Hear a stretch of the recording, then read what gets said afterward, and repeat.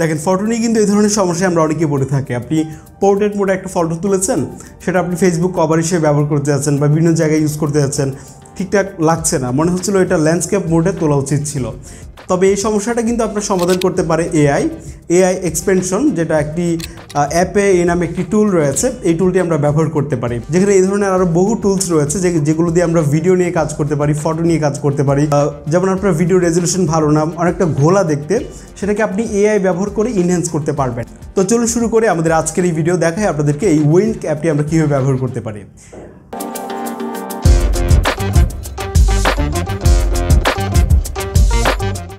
হ্যাঁ, আমরা কথা বলছিলাম উইন্ক নামের এই অ্যাপটির ব্যাপারে।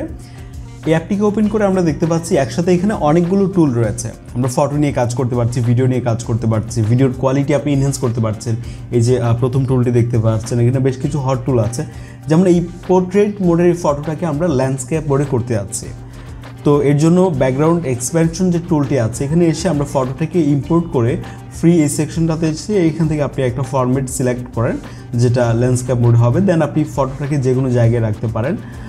এখানে আলাদা একটা স্থির চিত্র যুক্ত করে দেবে এআই। স্টার্টিং ক্লিক করলে কিছুক্ষণ আমরা অপেক্ষা করব।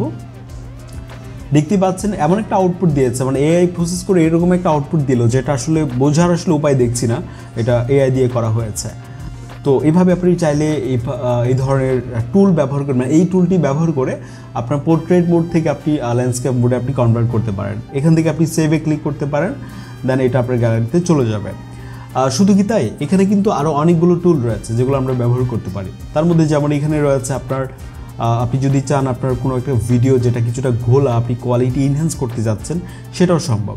তো এখানে এসে আপনার সেই ভিডিওটাকে ইম্পোর্ট করতে হবে। আমি দেখছিলাম আসলে যে অনেকটাই আসলে এটা ইনহ্যান্স করতে পারে। এখানে আপনার ভিডিওটিকে ইম্পোর্ট করে আপনি সেই ভিডিওটিকে এখান থেকে ইনহ্যান্স করে নিতে পারেন, অনেকটা স্পষ্ট দেখা যাবে। তবে আরও একটা ব্যাপার জানিয়ে রাখি, আপনি ইনহ্যান্স করতে পারবেন সেই ভিডিওটার ডিউরেশন সর্বোচ্চ 60 সেকেন্ড হতে হবে। এর বেশি হলে কিন্তু সেটা ফ্রিতে সম্ভব হচ্ছে না। আমি যদিও এই ভিডিওটাকে ইম্পোর্ট করে দেখাচ্ছিলাম, এটা ফোন দিয়ে রেকর্ড করা, তবে আরও যদি অনেকটা ঘোলা থাকে তাহলে এটা প্রসেস করে এটাকে অনেকটাই কিন্তু ইনহ্যান্স করা সম্ভব দেখছিলাম। এছাড়াও আপনি এখানে এসে আপনার কোনো একটা ফটো থেকে যদি অপ্রয়োজনীয় কোনো একটা অবজেক্ট আপনি সরিয়ে ফেলতে চান, তাহলে সেটাও কিন্তু সম্ভব। এই টুলটিকে ব্যবহার করে খুব ইজিলি এই অবজেক্টগুলো এখান থেকে আপনি রিমুভ করতে পারবেন। যেমন দেখছিলাম এটা আসলে ঠিকঠাকভাবেই কাজ করছিল। তো এই টুলটা আমার কাছে ভালো লেগেছে। এছাড়াও কিন্তু এই অ্যাপে আরও অনেকগুলো টুল আছে, আমরা হয়তো বা পরবর্তী কোনো একটা ভিডিওতে সেগুলো নিয়ে কথা বলবো। ওকে, এই অ্যাপটির লিঙ্ক ডেসক্রিপশন বক্সে দেওয়া আছে, আপনি চাইলে অ্যাপটিকে ব্যবহার করতে পারেন। এবং খুব শীঘ্রই দেখা হবে আপনাদের সাথে আমাদের পরবর্তী ভিডিওতে। আসসালামু আলাইকুম।